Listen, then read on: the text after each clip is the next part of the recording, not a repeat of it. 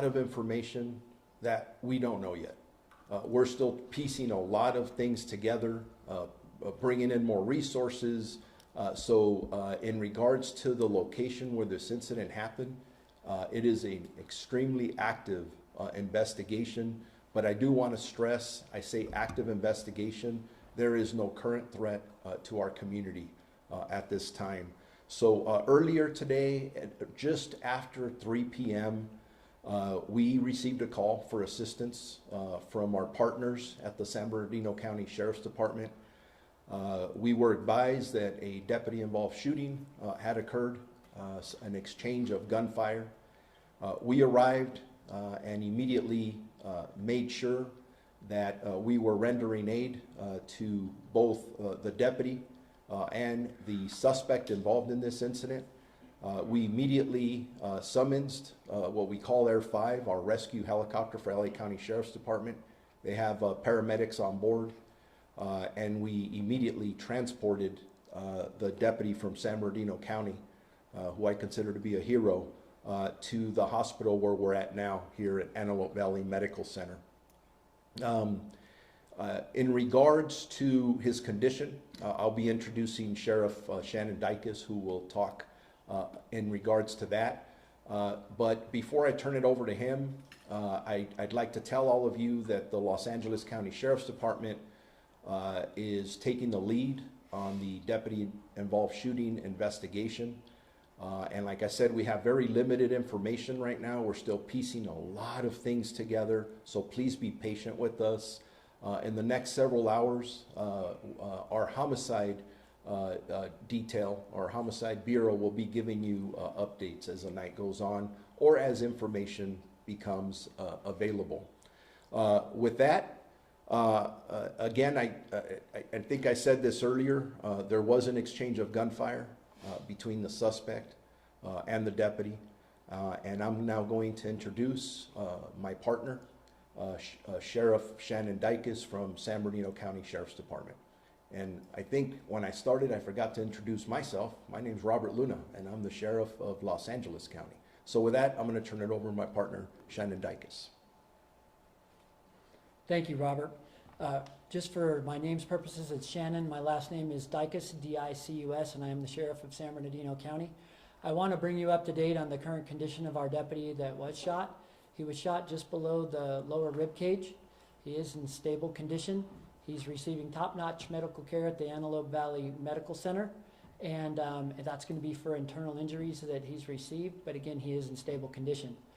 We have a lot to be thankful for when these things happen, of course, with any of our employees in these critical incidents.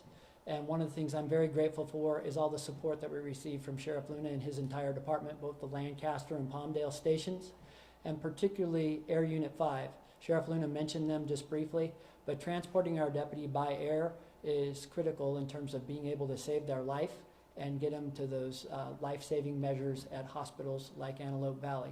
Very thankful for that. They also stabilized the deputy in that flight, and couldn't be more thankful. And unfortunately, I've seen many critical incidents where Air Rescue 5 has come to our aid in San Bernardino County, and again, extremely thankful for them. To give you a little bit of background on our detective, his rank is detective. He is a veteran with the Sheriff's Department. He's been on the Sheriff's Department since 2014, and he's in his 30s. I'm not going to be able to release his name right now. As you can imagine, investigations like this, we have to get a little bit further down the road. There are a lot of moving parts that we're going to be addressing, but I can assure you, in our partnership with LA County, we'll release any information that we can to you. I can tell you right now, as far as the community is concerned, we don't believe there are any suspects outstanding that would be a danger to the community or that we need the community's help with in trying to locate those suspects. So we feel we have the number of folks detained in this case, and as Sheriff Luna said, we have one deceased. I want to thank you all for covering this.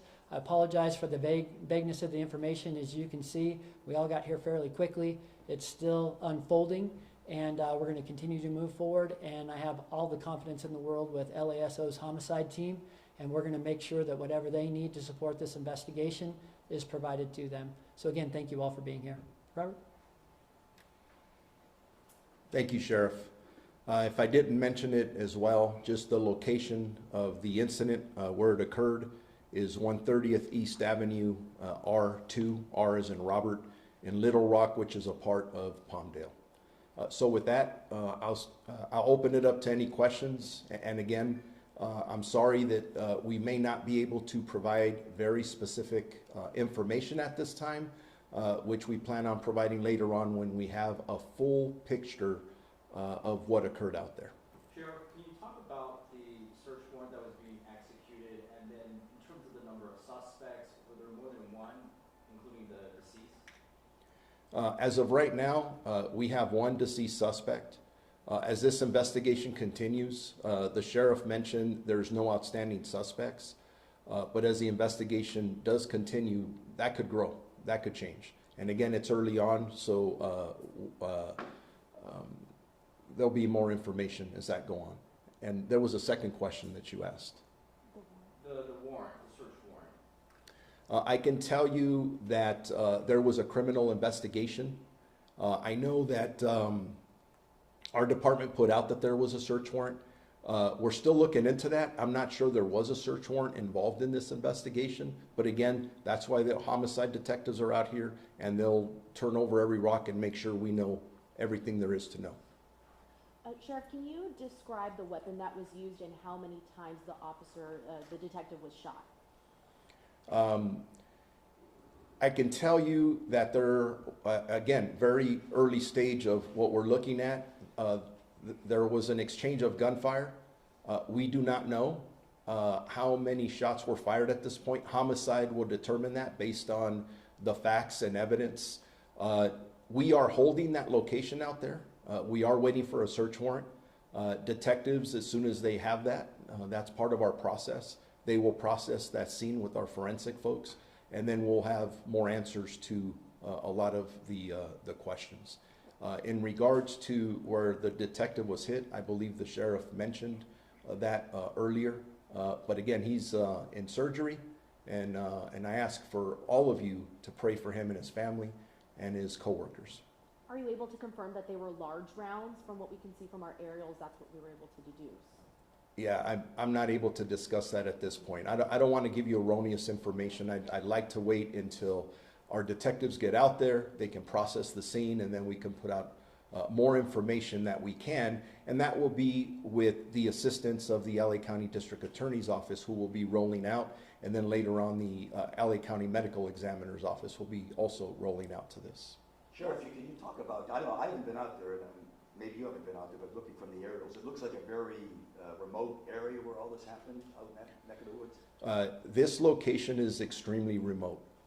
That's why the addresses seem unique, but not if you live out in the Lancaster, Palmdale area, but it is a very rural area. Was the detective by himself investigating this, or was other people with him during the investigation when he was shot? My understanding, and again, this is all that's going to be asked and looked into, he was not alone. What about the detective? Was the detective alone serving the warrant? No, that's what I'm talking. No, the detectives were not alone. Are you able to say, was the detective wearing like a bulletproof vest that was able to help protect him, or did it seem like the bullet went like right under where the vest would be with where his ribcage was hit? Yeah, all of you are asking excellent questions, and that's something that we're still looking at. We've got to make sure, again, we're primarily concerned we're getting him on that helicopter and making sure he was getting the best medical care possible. And this, I can't say enough about the Antelope Valley Medical Center and what they've been able to do for him and his family.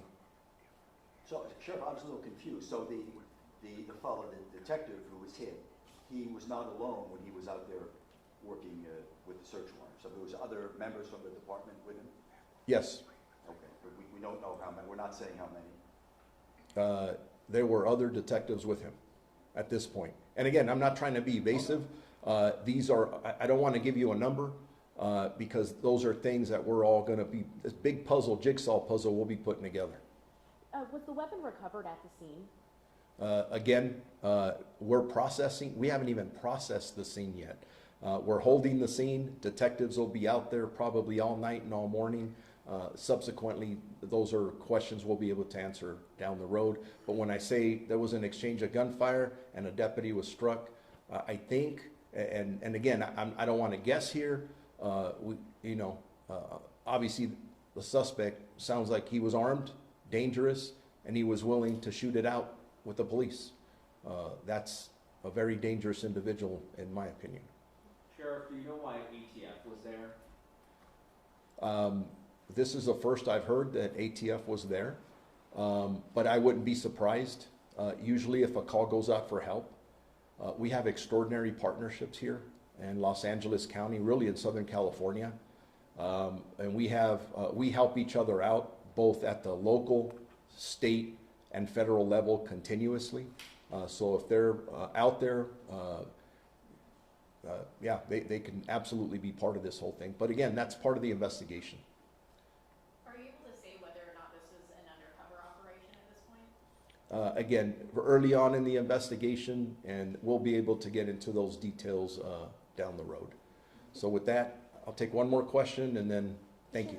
Can you describe the discrepancy in the statement sent out earlier? It says that detectives were serving a search warrant, but just moments ago you said that it was a criminal investigation. Are there any details that you can provide to explain the discrepancy?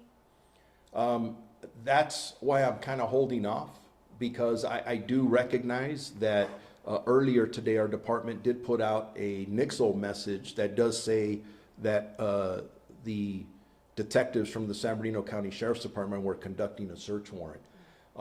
I don't know that to be accurate, and that's one of the challenges we have is we want to get information out to the community. We want to get information out to all of you. And in that process, the fact that there was a criminal investigation doesn't necessarily mean there was a search warrant. So that's why I'm hesitant to answer that right now. And again, not because I'm trying to hide information. I just want to give you accurate information. So if you could be patient with us, and in the next 24 hours or so, we'll be able to hopefully release more information as we're working with our partners both from San Bernardino and the Los Angeles County District Attorney's Office and the medical examiner. Okay, thank you so much for coming out to Will come. there be another update later on today? Not in this fashion. All updates will be given by the Los Angeles County Sheriff's Department Homicide Bureau, and they'll be putting out subsequent information. But if you have questions or concerns, please contact them. And then I should put this out as well. If anybody in the public has any information concerning maybe something they witnessed or something that concerns them about anything that could add to this investigation, please contact our Homicide Bureau with the Los Angeles County Sheriff's Department. Thank you very much. Thank you. Thank Thank you all. you.